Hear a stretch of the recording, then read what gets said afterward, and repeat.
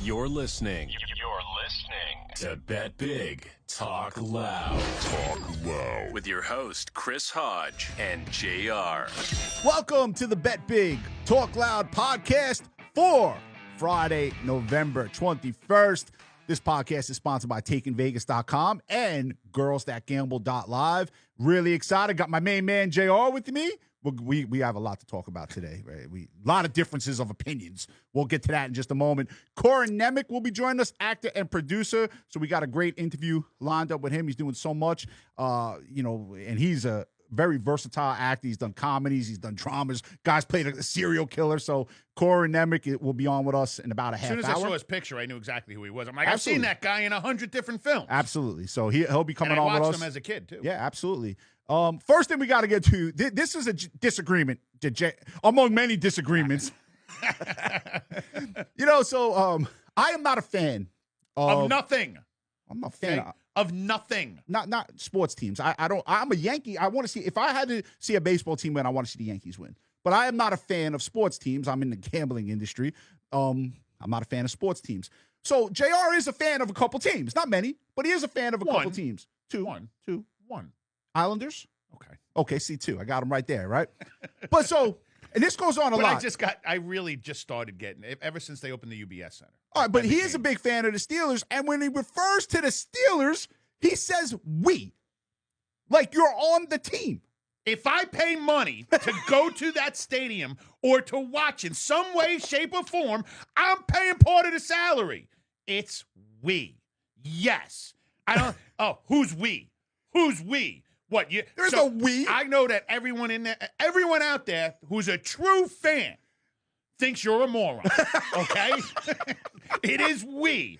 There is no we. We go to the playoffs. We get beat in the first round. We win the Super Bowl. Okay? There is no we. I know I don't get a ring. There's a they. But no, my time was invested in that team. My money has been invested in paying their salaries. We.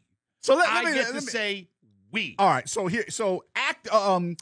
athletes, like politicians, have to lie, right?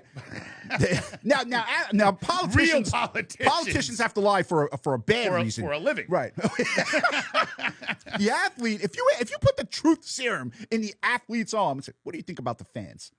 They don't care. I disagree. They don't care. I disagree. I think that they get their energy levels from the crowd. You're telling me when the crowd's into it, they don't get more emotional. Okay. They don't feel the it more. Adrenaline will get rushing. The momentum of the game But there's not a we. Why do you think most teams, not all, but the majority of teams play way better at home because they sleep than they do on the road? They're sleeping in their own beds. They're home. No travel. Really? We're on a podcast, so I can't really say what I want to say. Listen. They come home and they...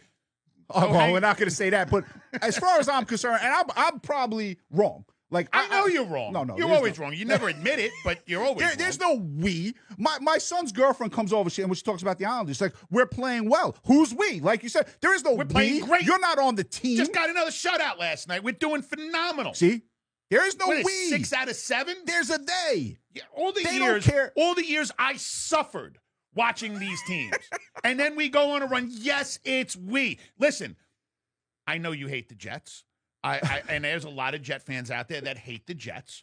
But if the Jets go on a run, it is a we moment. They have sucked for so long. See what you said there? They sucked. Because I'm not a fan. I didn't say we sucked. All right, so and listen, just for the record, even though I'm a Steeler fan, we'll go against them anytime. I don't care. 100%. We used them against them on that Cincinnati game a couple of weeks ago. Thursday night. Yeah. So I'm not, tied to them in any way. No, you just, if we're not involved in the game, you were for the Steelers. And that's because before I ever got into this business, somebody was dumb enough to buy me a yellow and black garbage pail with the Pittsburgh Steelers on it when I was 8 years old. That's all it took. And that was all it took. That was it. Steel curtain, Terry Bradshaw. I mean, are you kidding me? I really enjoyed the shit out of being a Pittsburgh fan before I got into this business. I stand by there is no we. We have been shit since Roethlisberger has retired. And Tomlin, as great of a head coach as he's been, has not been, just unfortunately has not had that, I don't know what to call it. Mike Tomlin is a great head coach. He's a great head coach. One coach wins a year. If you love having a winning record and not winning, big spots, then yeah, he's tough a to great win, head though. coach. I'm not It's tough to disagreeing. win. I don't want another head coach. No, I don't who want you him getting? to fire him. Right, who you getting? But they'd never fire him. That would be a mutual parting of the ways. yeah, he'd become a consultant of some kind. Something. Yeah. But I stand by it. I hate when people say when they're fans, there's a we. Like the movie. Just to show you the mentality of this guy. The we movie. Have our cell phones right here. Bronx Tale. We have our cell phones. What's the picture on your cell phone? My dog. Yeah, his dog. Yeah. His dog. My dog. My kids. Okay, kids. And he's got kids. All right, so Go ahead. hold on for a second though. Now, when you come home, who's first to greet you? But No. Answer the question. Who's first to greet you? who's there first? Who Who do I go greet first? No, who is first to greet you? The dog's always Absolutely, there. the dog. The end of story. But as soon as I yell, Jose, she comes running. My 10-year-old, my princess. But my two dogs are at the window. Walking. And you stop. You're like, honey, stay away. No, I want to get loaded up with licks before I don't even let the dog kiss me. Oh, there's something wrong. He's with not you. allowed to kiss me on the face. I Oh, don't want to. There's something You've so seen wrong what your with you. dog does in between kissing you. No, man. It's Okay? I'll leave it at that. Everyone has seen it. Man, How many times you look at your dog, say, come on, man. Of all the things that you've said that I've disagreed with. Couple things going on. Bronny James sent to the G League. Now this is interesting. Now I would have loved to have been in that conversation at home. Hey, son, I'm coming back. Dad, you can't. It's my spot. Bronny, you suck. Listen, I'm rooting for the kid. I said this with Shador Sanders when I did my quick root snip. for him all you want. I'm His rooting for the talent kid. level is here. The league is here. He's here. Okay, so let's discuss that for a second, right? I don't think he would be in a starting spot in Turkey, but go ahead. Well, if his last name was Hodge, he wouldn't be in the NBA. No. So nepotism got him into the NBA. But here's my problem How with this about if whole his thing. last name was R? No.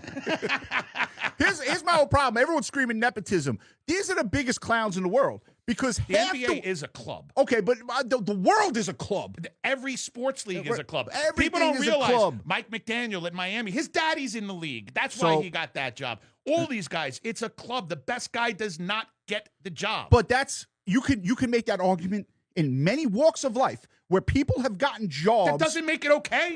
I'm not debating whether it's okay. I'm saying, people are screaming nepotism and this kid wouldn't be in the league if he wasn't LeBron James' son. Okay. But there's a lot of people that wouldn't be working on Wall Street or anywhere else. I wonder how he'd make out in the WNBA.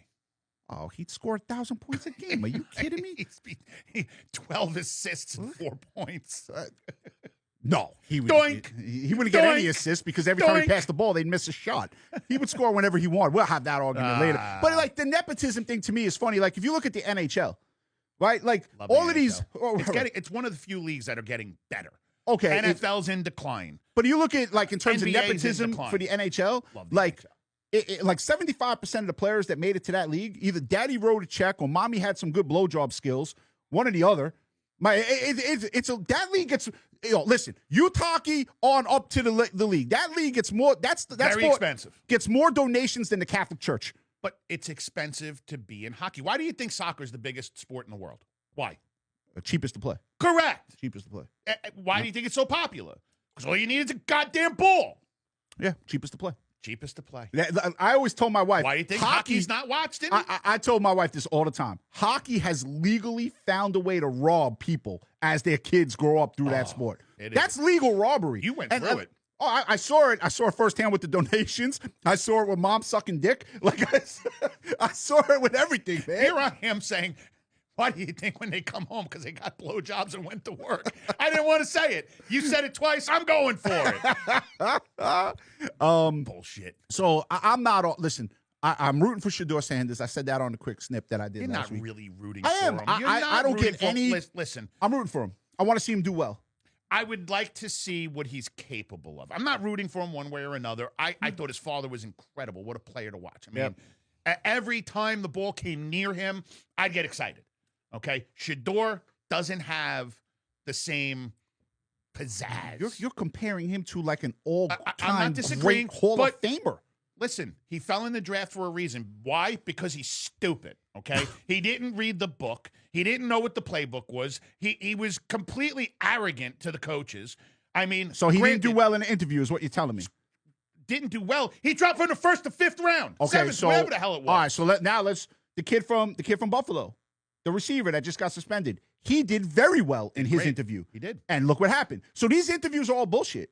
Can the kid play or can the kid not play? Listen, I watch a lot of the interviews like John Gruden takes these quarterbacks. Sure. And who did he say was going to be 2 good quarterbacks coming out? Absolutely. Jackson Dart. Yep. And one we've yet to be seen. Yep. Happens to play for the Steelers. Yep. Will Howard.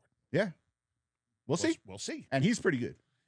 Gruden seems to know what the hell he's talking about, I would say. How this guy doesn't have a job, I don't know. Well, he had the whole thing. I don't care. I don't care either. I don't care. There's teams all over the place that would love to have John Gruden. You're telling me that the NFL, the Giants couldn't turn around and say, I don't give a shit. No. I'm hiring John Gruden. Great head coach. They do everything else wrong. Why can't they do that?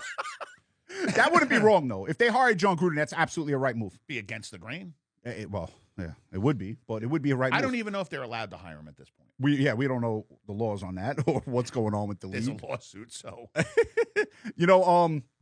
We obviously, this is the Bet Big Talk Loud podcast, and we do have Corin Nemec coming on in about 15 minutes. Very excited about that. So let's talk some sports wagering, okay? Now, before we've come into the podcast, for anyone who's a fan of that, they know what that means. Story broke on ESPN that Hasim Miller. Right after the podcast. Here we go again. Here we go. He was at Temple. Now, here's what kills me about this kid. Great story. 42 bets totaling $473. $10 bets. What are you doing? And he's going to get thrown out. Well, he's already gone. Done. And 3 times he bet against his own team. Now, there's a problem for there. $10. Parlays. What do we always talk about on Sports Investors Daily? The parlays. 42 bets for $473. I'm going to start selling 2017 parlays. The secretaries in this office bet more than $473. That's actually true. Right. It's crazy. 42 bets for $473. And his career's over. His career's over. Done. Gone. Never see this. Never see again. Gone. Gotta love it. Listen, you could rob a bank and get back into sports. You gamble? That's the end of that. I heard an interview on the way in. Some guy talking about he was from one of the sports books. He was a CEO, non-public company, and he was talking about how all of this has been going on forever. Correct. But now it's being seen, and I'll disagree.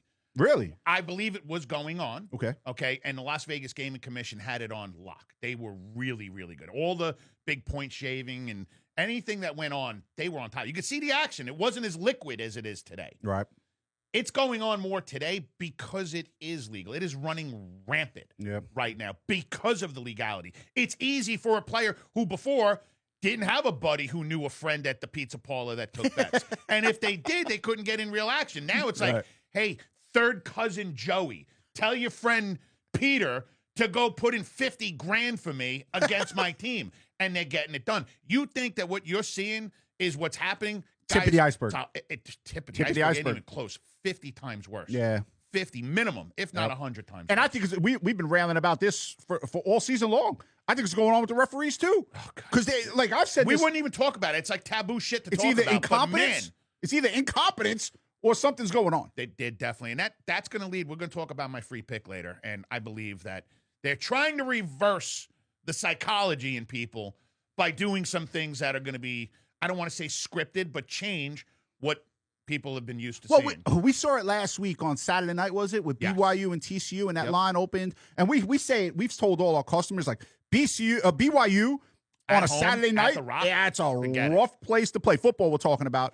That line last Saturday night. Too. Yeah, that line last Saturday night goes from BYU -6 to BYU -3, 3.5 for no reason at all. Right? And you're looking at, like, what's going on here? They win by 1,000. Yep. It's like, it's crazy like that. And then you had a game we were unfortunately on. We talk about it when we win and lose. New Mexico, we drive that line all the way up from 13.5 to 16. And then all types of BS in the game happens. Couldn't imagine. I mean, I'm watching. I'm like, I'm tired of it. Crazy. College football this year has been insane. Listen, all the years, guys, we have won for so many decades on end. This is the toughest year in college football that I've ever seen. In terms of not games we're just on, just in games overall. Even games, the games we're losing, we should not be losing. Yep. And there's more than 20 of them that have gone complete opposite on us. Games we were winning under 2 minutes that left. We were winning, yes. Yeah. Winning big. Yeah. Winning big. Crazy. and lose. Yeah, there's a couple of 2-score games. That's like last night. I was worried about. We had 3-0 last night for my client. Nebraska. They tried. And Wake Forest. Well, Wake Forest was getting 9.5, 10. Know, we take but that line still, down. Just missing every free throw. It's like, do they want to lose? I mean, they want to lose. And then you and I have been talking about this for not just during this podcast. We've been talking about this for 15 years. Yes. Sports wagering as an investment. As a business. Now, you and I have done numerous radio shows. Him and I have done radio shows all throughout the country, and we have been laughed at. We said when we've talked about sports wagering. I've gotten told I'm going to be thrown off radio if we talk. Don't use the word investment when Yeah. you're talking about wagering. Don't. Yes. Why? I'm not telling you to go, rip out your 401k and put it on a game tonight. This is the stuff that's happened to us. I'm telling people, utilize it. Listen, if you got $500,000 in the market and you could legitimately take 25K out, have no effect on your life, instead of trading options or commodities, have a real shot. Have a structured sports betting strategy that, if executed properly, will pay off. Got to have the right mindset, because I got to tell you, got a lot of people I've done business with where, I could win 12 games in a row. You lose 3 games and you get cursed out.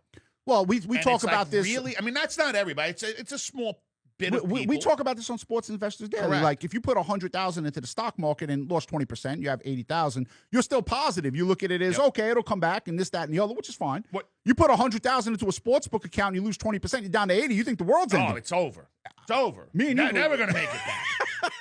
And this is why, that's why I started doing deals with people when I take them on as a client, where I'm not getting married. I'm not letting somebody invest a large sum of money with me anymore, just because I want to see what I'm dealing with. Sure. I don't want to be married to a guy I can't stand.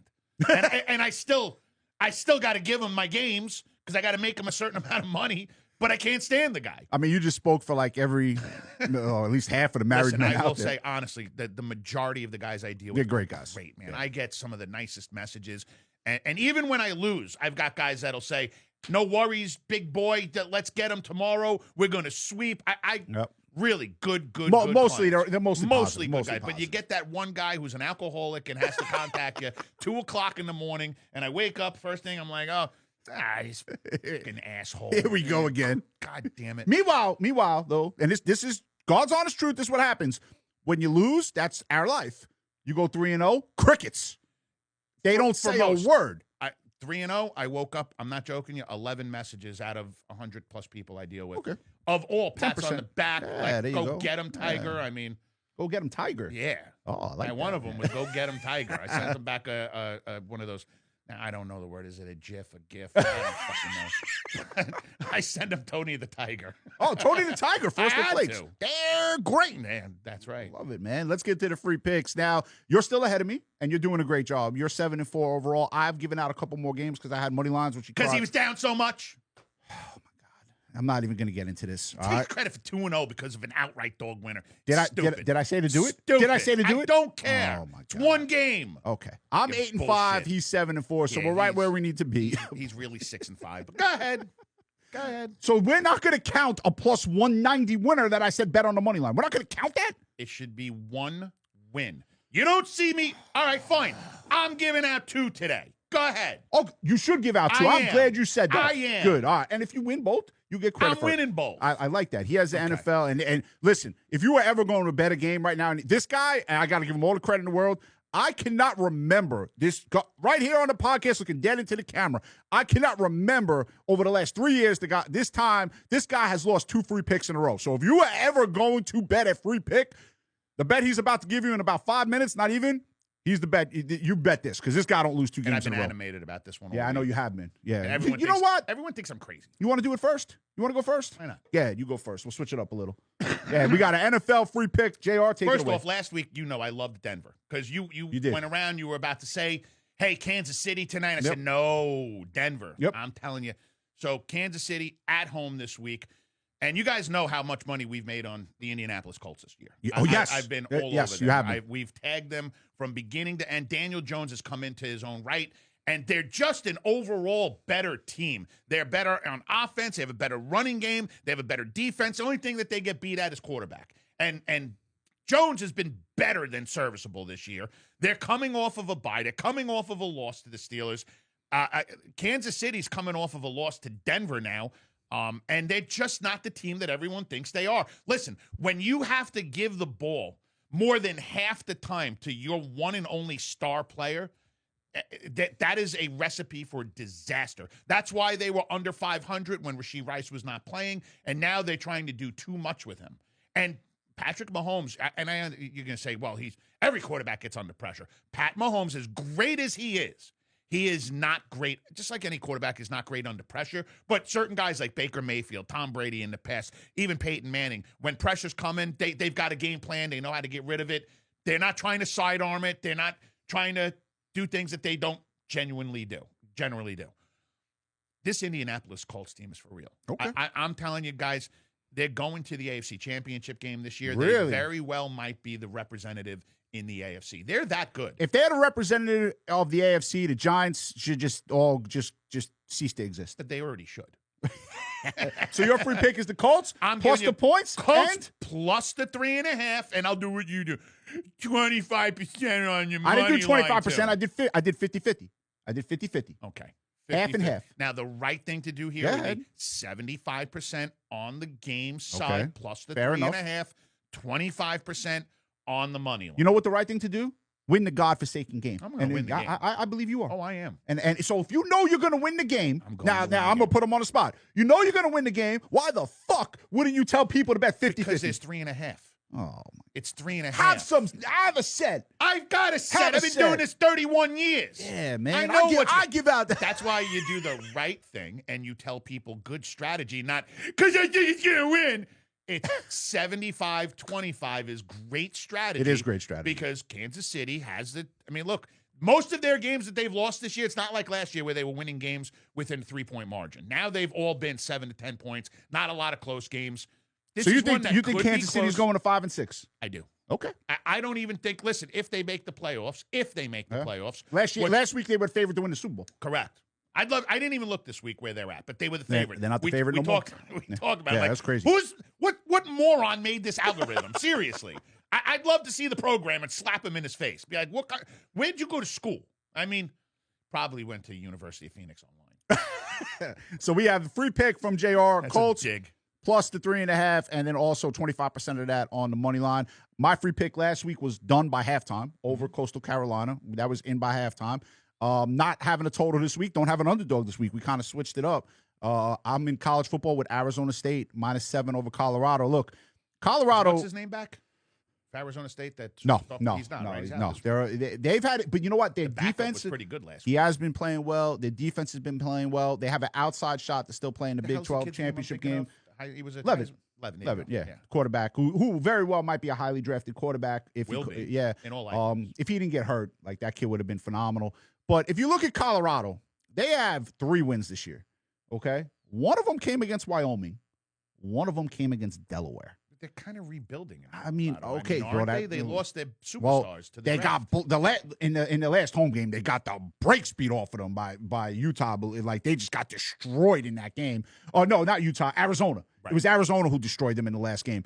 So Arizona State -7. I think they get the job done by 3 touchdowns.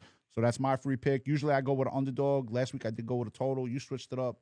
So free picks. If I hit 4 totals in a row. I did. had to stick with them. Mostly unders too. Yeah, almost all unders. Everyone loves overs. How about last week? Only 3 games went over in the NFL. So every game went under. If you combine the 2 records of JR and myself, to lose that under, by the way.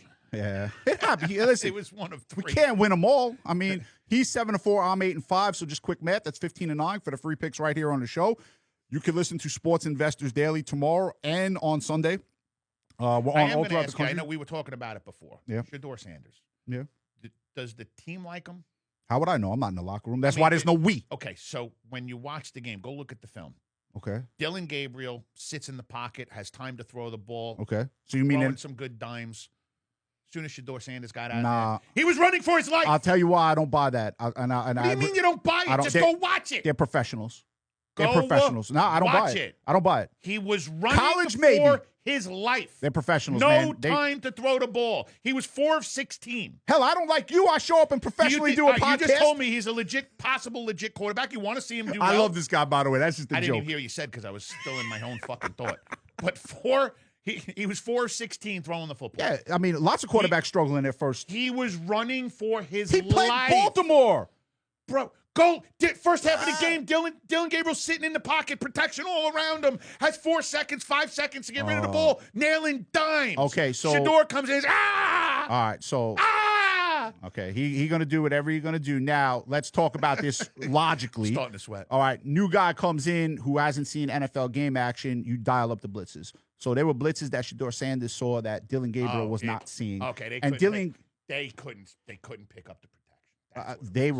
He was running for his life, but there was a lot of exotic blitzes.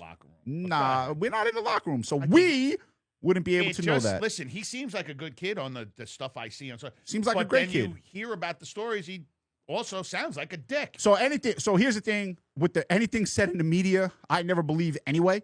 I think the media is one of the most corrupt organizations in the history of corrupt organizations. So whatever's out there, I don't believe anyway. So, and you know how I am. I can care less about it. Like, these guys I take it for what it's worth.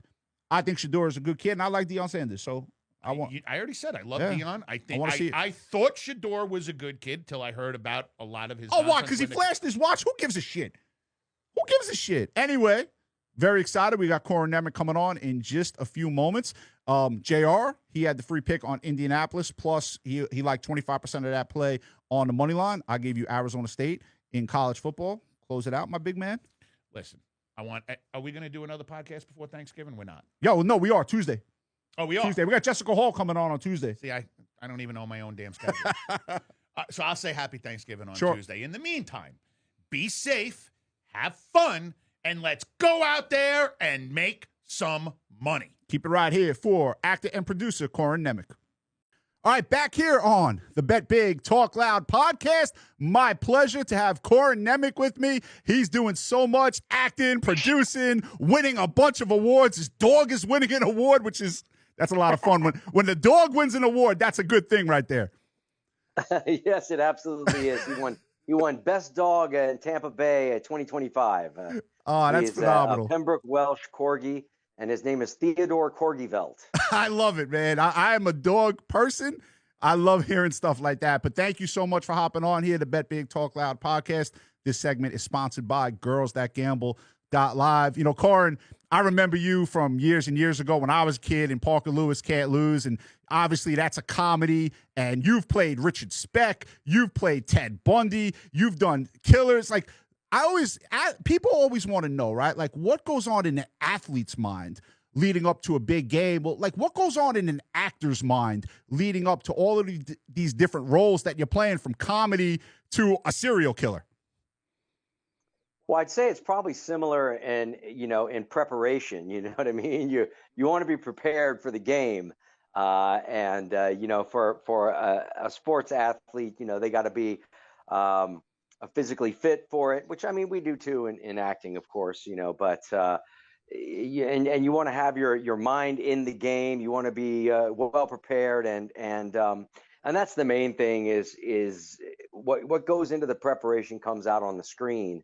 And for Ted Bundy, for instance, not a fun part to play, I'll tell you that. I actually I bet. playing Richard Speck as psychotic as that guy was, I actually enjoyed bringing the character to life, mainly because he was crazy. I mean, he was legitimately out to lunch, that dude. He was also, a massive alcoholic. He was addicted to Reds, which are like, a pill form of meth back in the day. They were mother's Mother's Little Helper. Okay. But and so it made sense, like, why this guy was such a lunatic, whereas playing Ted Bundy, the more that I researched and the more I realized that, his attempt to portray himself as crazy was really just to try and have the charges softened up on him a little bit, but in reality, the more that I looked into him, the more I realized that this guy was cold, calculating, and really, really enjoyed what he did for a living,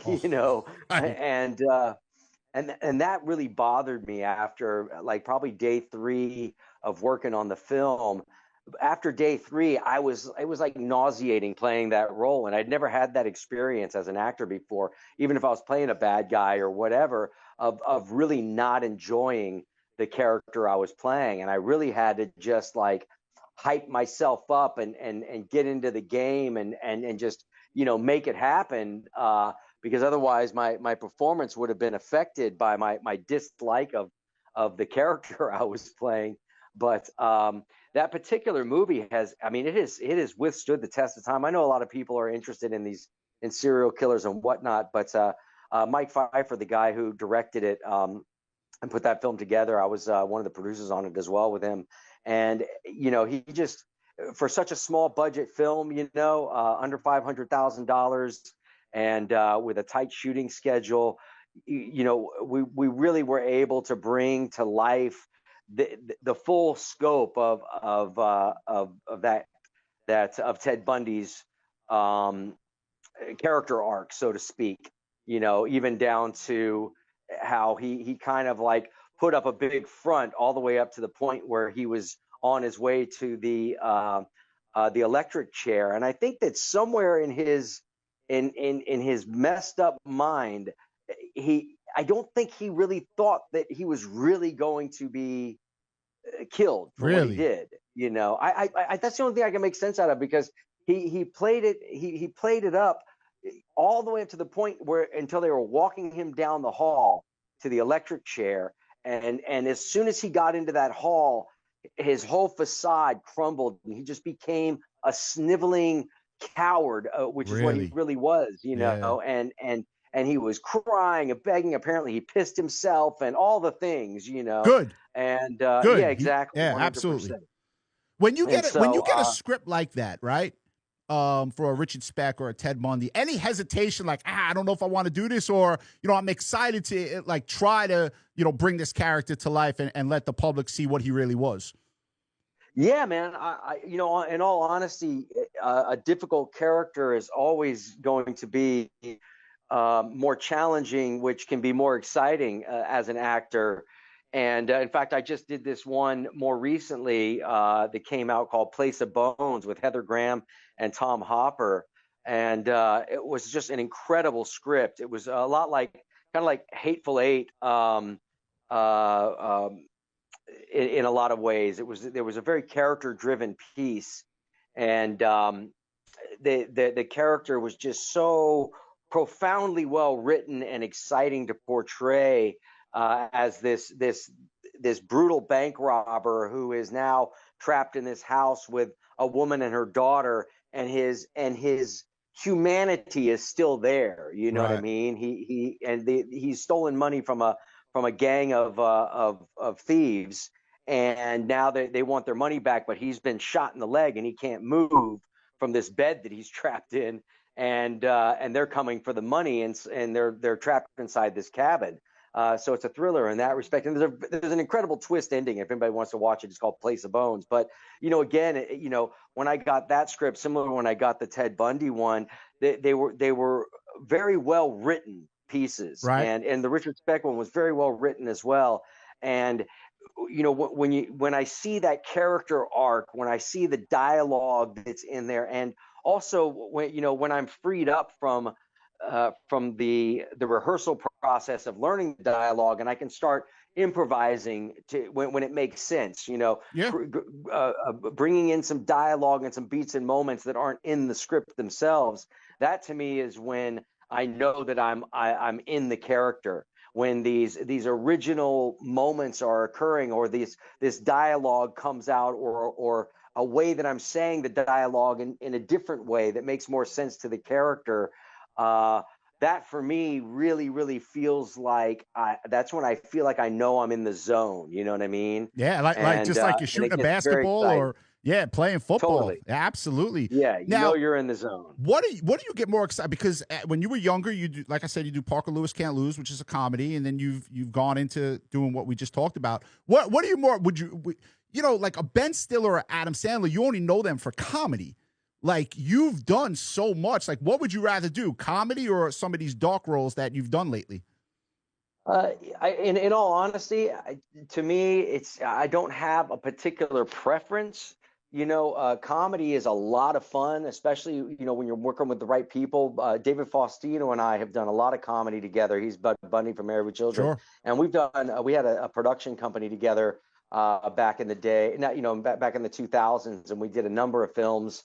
And we did our own TV series that we created with Sam Cass, who was a writer producer from Seinfeld and Curb Your Enthusiasm and shows like that, and another partner of ours, Todd Bringawat. But we did this series for Sony Television called Starving, which was not a mock reality show, because it wasn't filmed like a reality show, but it was kind of taking the piss out of reality shows about actors like the two Corys and things like that, and it was a series about David and I trying to reinvent ourselves, but it was such an offensive show That's good.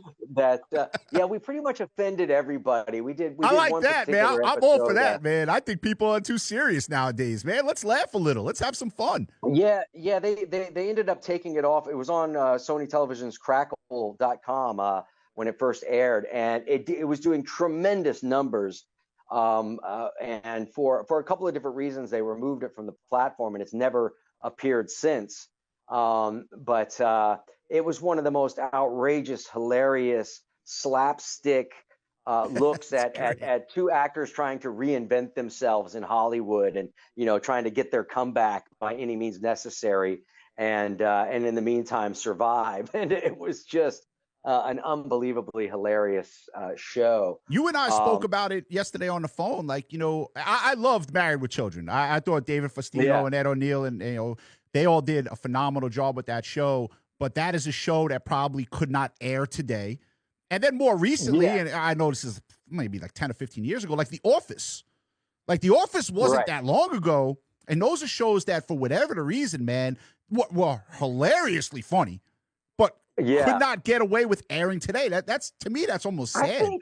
I think it depends on the platform today. I think that there's certain platforms out there that would go for it. I mean, when you see how well The Office does in reruns, right? All these platforms are scrambling to get a show like that with that many seasons and all of that. And even the original Ricky Gervais version of it, the British version of it, is phenomenal as well. But yeah, so I enjoy doing comedy. In fact, I'm working on a new comedy right now that David Faustino is attached to. That I can't really talk about too much about it. We've just raised the financing. At least I've just been notified from our executive producers that they've raised the money for it, and we're supposed to start shooting in February of next year. But it's like a found footage mockumentary. That's awesome. Horror comedy taking place in a small swamp town in Florida. And I've had my partner Matt Florio down here, who's a one-time stand-up comic and writes a lot of skits and comedy films, and we teamed up, and we've been kind of a writing producing partnership down here in the Tampa Bay area. And although we've had a couple of other films come very close to finalizing the funding for them, this is our first one together that as of today is apparently fully funded. So nice. We'll be up and running next year, and we'll have to circle back around when we finish it up, and I can tell you more about it. But that'd be awesome, man. I don't know what goes into like the business I'm in.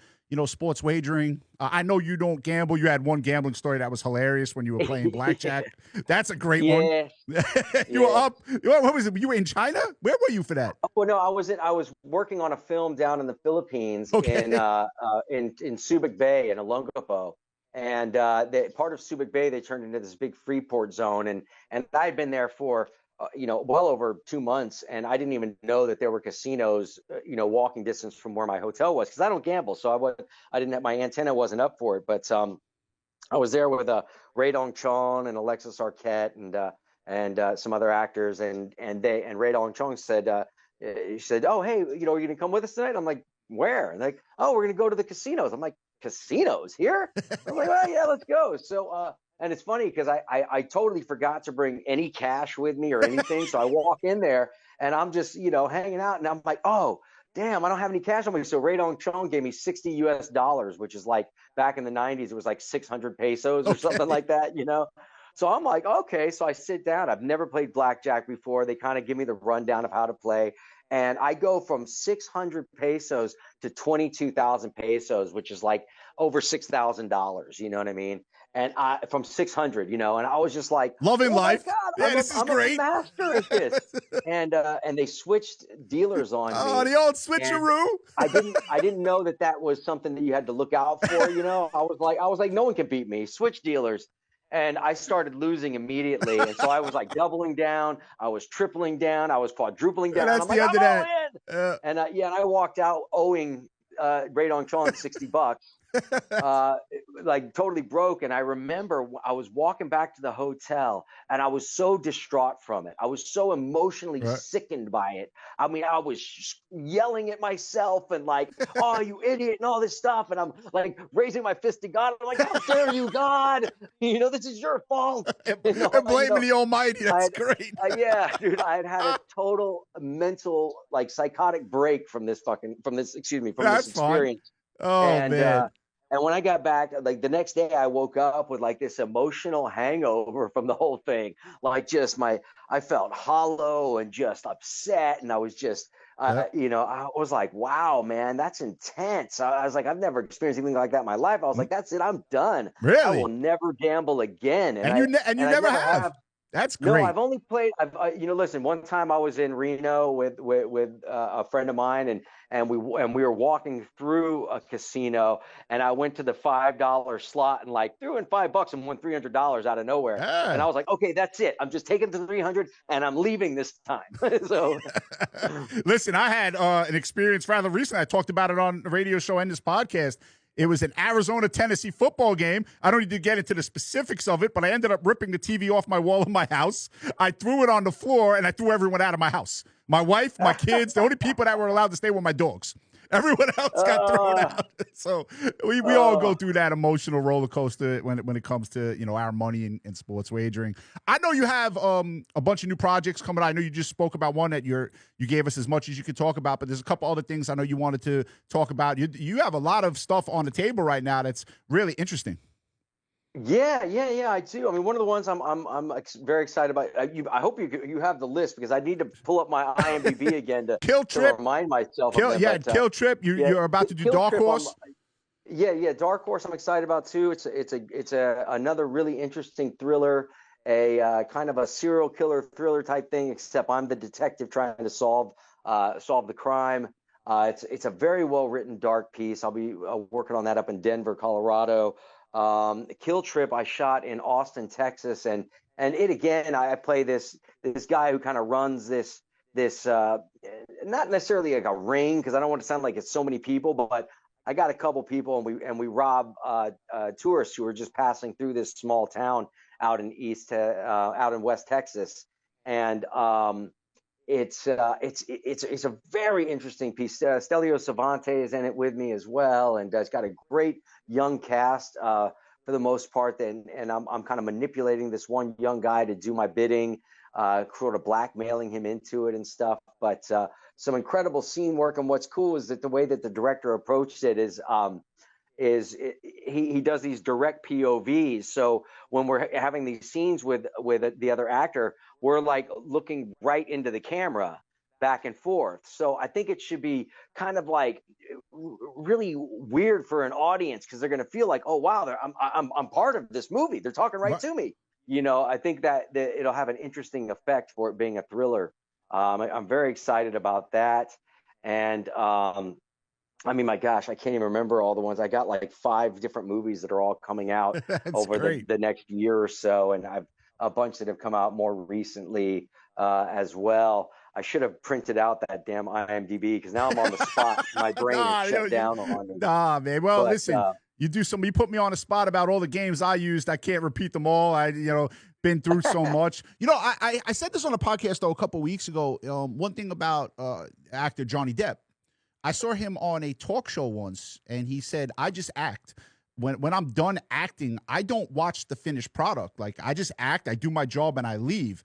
Do you think is that more of the norm, or is that an odd way of handling it?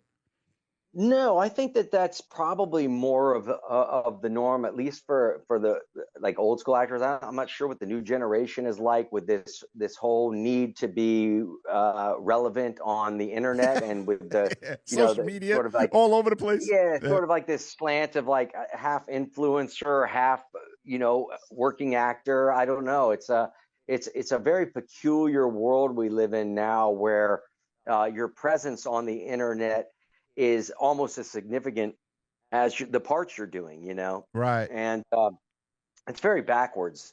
I don't think it's healthy for the industry, but because also maybe I'm just saying that because I find it difficult to stay engaged in that kind of a repetitive nature with my social media sites. Right. It's like a second job, and I love what I do for a living. I don't really want that as a second job, like this daily hustle to like, oh, you got to post 6 times a day, you got to engage with this many different posts, you got to do this, you got to do that. It's like, I mean, I that just is just too exhausting. So you and But I are like, we're similar in that regard, and my wife always says this to me, and it's funny. It just is the truth. It is what it is. She like, social media gave a bunch of idiots a voice, right? But to be successful, you kind of need those idiots, right? So it's like I'm sitting there like, wait, what? But it is what it is. Yeah, it is what it is. It's a brave new world Yep. we're in here, and it's wild. But I'm just so blessed to still be as active as I am in the film business, both as an actor, a writer, a producer, and sometimes director. But having started in 1986, professionally, and the first movie I did was Francis Ford Coppola's movie Tucker, A Man in His Dream, playing the son of Jeff Bridges, and at 12 years old, being thrown right into that kind of a magical experience, working with that kind of talent on that level, was just super dynamic, and to still be actively working in this industry, doing 2 to 3 films minimum per year, for years now. It's just been a huge blessing, and also to be able to be writing films too. One of the more recent ones that I wrote, 2 of them actually. One of them is Dead Man's Hand with Cole Hauser and Stephen Dorff and Jack Kilmer, Val Kilmer's son. Right. It's a Western that my good friend Brian Skiba directed. And then also one called Deadly Justice that came out last year as well. It's like a thriller type of thing that I wrote, produced, and acted in. And then obviously this one that's coming up and whatnot, and other ones with different companies. Oh yeah, one of the other movies is Myra, which is right. great director Robert. Right. Yeah, Robert Fraser. He's a great You director. play what? You're a corrupt cop in that one? No, I'm an assassin in that one. Okay. But great. same difference. But I also did another film with him called Day Labor, which Right. came out early last year, or maybe the end of the year before. But I think it might have been sometime last year. But Day Labor is a great thriller as well. That I enjoyed working with him on very much, and I have one of my scripts with him that I wrote that is part of a 3-picture deal he's putting together, and hopefully that'll work out, and we'll be up and running on that soon. Well, let me ask you a question before I let you go. Like, when I give my customers games in terms of sports wagering, it doesn't matter how much I win. I feel like I'm only as good as my last game. So if I lost my last game, everyone thinks I suck, and it is what it is. Do you feel like that with the movies or the shows that you do? Like, you have a body of work that you just mentioned from the mid 1980s, which is so versatile. But do you feel like you're only as good as the last thing that came out? I mean, not necessarily these days, because there's so many platforms that the projects just get swallowed up by this huge machine that exists out there now. I think that back in the day, that was a little bit more of a factor, in the 90s especially, and going into the early 2000s. But again, I was working consistently, doing some great projects. A lot of high-end TV movies, and then some really good feature films. And I always also kept up with doing guest spots on shows, and independent movies. And I never wanted to say no to a project because Right. I had just done something that was like a $40 million budget or something, and now I'm not going to do something that's a $500,000 budget if it's a great character and it's a well-written script. Why wouldn't I? Because my job is to act, and I'm only an actor when I'm acting, so Right. I better keep acting. And then the guest spots as well.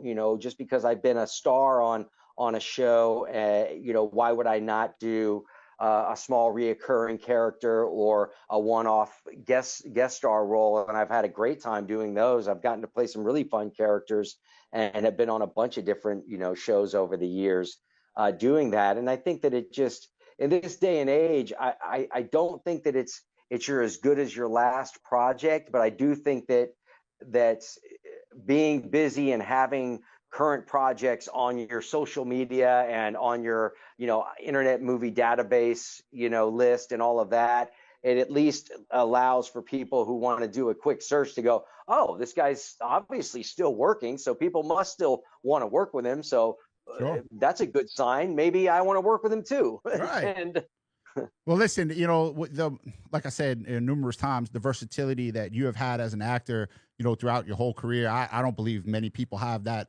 talent. And I'm not just saying that because you're, sitting in front of me here doing a podcast. I mean, it's very hard to do a comedy like a Parker Lewis, then to do a serial killer, then to do an assassin. So your versatility, Corin, I mean, is phenomenal to watch. And I wish you well with every project you have coming up. Yes, and you too, my brother. I wish you all the very, very best in everything that you're up to, and especially the best of luck, because I know that there is an element of luck to the gambling There world. is. Although the more skill and the more understanding and the more knowledge and awareness you have of your field that you're in, the better chances of the win coming out. So I hear you, man. keep Well, up the lack great of work, luck a my couple man. weeks ago ended up breaking one of my TVs and me throwing my family out. So luck there didn't go my way. But hey, look, we always say, in your business and my business, what do we always say? We'd rather be lucky than be good. So that's it. But Corin, thank you so much for coming on and spending some time with us. My and I pleasure, wish you everything, all the best of luck with what you have coming up. Thanks, my man. You too. All right. Thank you, sir. All right. That's going to wrap up this edition of the Bet Big Talk Loud podcast for Friday, November 21st. Different schedule next week due to Black Friday and the Thanksgiving holiday. We will be on Tuesday. Jessica Hall will be joining us, so we're very excited about that. And we want everyone to enjoy these podcasts. We'll have free picks for Thanksgiving, NFL, and Black Friday college football. Free picks for today. If you missed it, just tune it in. Caught it at the end. JR likes the Colts, and he's giving you a 25% move on the Colts money line, underdog at Kansas City. I like Arizona State -7. Again, we're doing this podcast Friday, so lines may move. JR 7-4 with his free picks. I'm 8-5. So we're doing exactly what we're supposed to do. Special thanks to actor and producer Corin Nemec. What a great interview that was. He's doing some great stuff. So go check out everything that Corin Nemec is doing. And we'll catch you back next week. Again, special episode will be on Tuesday, not Friday, next week for Thanksgiving week of the Bet Big Talk Loud podcast, sponsored by girls.gamble.live. Go check out that website. Girls.gamble.live is doing some phenomenal things. Everyone out there, have a great Friday and enjoy the weekend.